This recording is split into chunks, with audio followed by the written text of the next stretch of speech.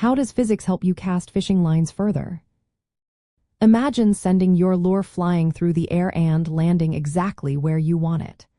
That's where understanding physics can really boost your casting distance.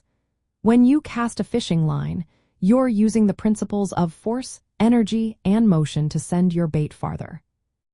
First, think about force and energy.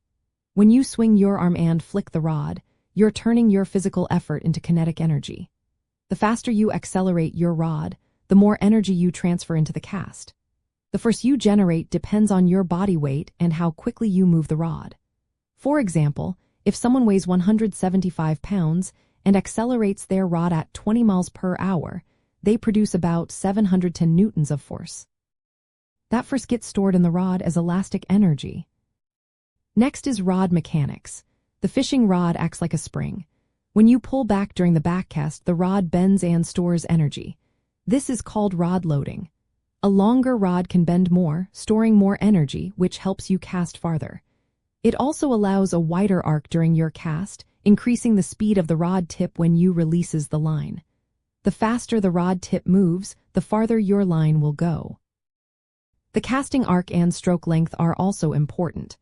A wider arc means you bend the rod more, and a longer stroke means your hand moves farther during the cast. Both increase the energy transferred to the line. When you straighten the bent rod, it releases that stored energy, propelling the line forward with more speed. Once the line leaves the rod, its distance depends on how fast it starts and how environmental factors slow it down. Air resistance from wind and the drag from the line coming off the reel reduce the line's speed.